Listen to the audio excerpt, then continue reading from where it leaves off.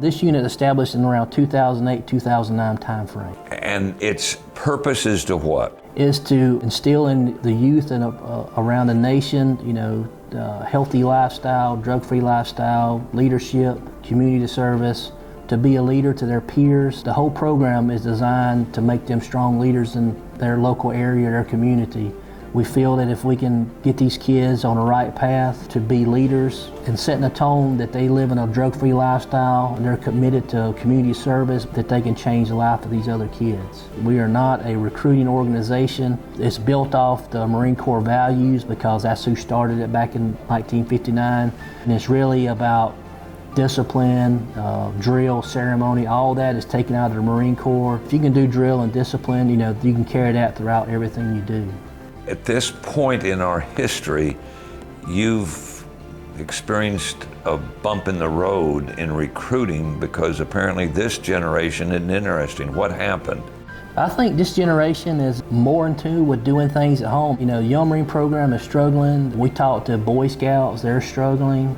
All these outside activities and the youth nowadays don't participate, or for whatever reason, whether it be this time commitments, because that's one of the things we say here with our youth is you have to be committed, you have to show up, and that allows you all these other opportunities.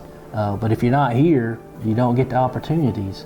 And I think the youth have so many other things happening in their lives and their families, and we see it even in church communities. People just don't volunteer to help like they used to. Our recruitment has dropped off drastically. We work closely with the schools. We would go do handouts, just kind of like the Boy Scouts. Here's a flyer what we're about. If you're interested, show up and we'll talk to you this day.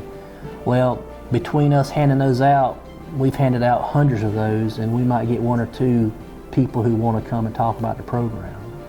It's amazing to see them grow up. You talk to some of our other young Marines, and to see that they can sit still, they can interview, and you can talk with them. Most kids don't have those skills, and that's some of the skills that we work with. They have to sit and do interviews with us. They interview other young Marines. They have to do presentations. So not just type school stuff, but we give them a topic, and they got to go build a presentation, and they got to present it to other young Marines. And then also they have to do classes. So they're actually teaching other kids, other young Marines, a topic.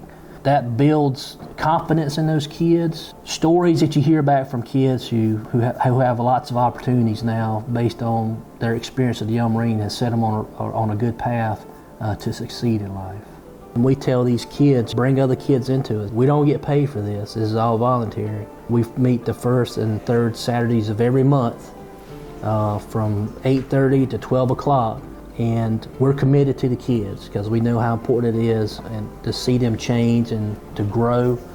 Owen Greenlee is a senior at Teohana High School, and he's been involved in the Electric City Young Marines for 7 going on 8 years. Tell me how you got interested in this way back when. I found a flyer at my elementary school, and I showed my mom because I had really been interested in the military all my life. So we just came, checked out the program. I just really liked how the program ran. For our unit, you get a recruit guidebook. You get that right before you leave.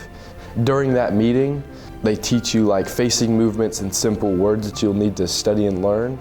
And then the next meeting that you come back, you just keep working on it until you have it down to a T, basically. So what are some of the words that you've got to learn? Just like yes sir, no sir. I guess you could call it military slang. Yeah. Like using the heads, like the bathroom and those kinds of things. Yeah, there's a whole different language in there. Yes, sir. And then what about physically getting ready? What did you have to do for that part of it? I mean, you have to learn I guess you could call it out of the normal to wear like tucked in shirts and not have hands in the pockets. So those are one of those things that you just kind of learn. They tell you need to tuck in your shirt, you have to have a nice haircut. Those early days and weeks when you were involved with it, as you progressed, did your feelings change, or did you think that this was a good move on my part? I could say I did have a few feeling changes. Like I wasn't too positive about the unit, but I just kept pushing through. I was like, maybe it'll get better, and it did turn out to get a whole lot better. I've had a lot of fun. And one of the things that you all do is participate in parades. Tell me about that, what that's like, and how you prepare for that. We go outside and we practice marching, and then we practice carrying the colors and just having respect for the colors. So like dipping the colors, so dipping the Young Marine flag so that the American flag stands the tallest, making sure that the flags don't touch the ground, and learning how to fold them and that kind of thing. Being a member of the Electric City Young Marines, has that pointed you in a specific direction as far as what you want to do? It's definitely gave me a leadership role, and it's definitely taught me discipline. So I think that will help me lead to, instead of just being an employee, maybe an employer. As a young person looking at this, what's your assessment on why there seems to be less interest in Electric City Young Marines or any other thing regarding the military? It could be the commitment aspect of it, where kids nowadays can't just commit to something for years on end and not see an immediate result, because I definitely did not see an immediate result. But you hung in there. Yes, sir. So even through those like hard times of like, what's this program doing for me? I don't see anything right now. Why should I stay in it? That's when most people are going to leave. But I think that if you just keep pushing through, you'll actually see a good benefit at the end. Had you not done this for 7 years going on 8, how do you think you would have been different? I definitely wouldn't be who I am right now.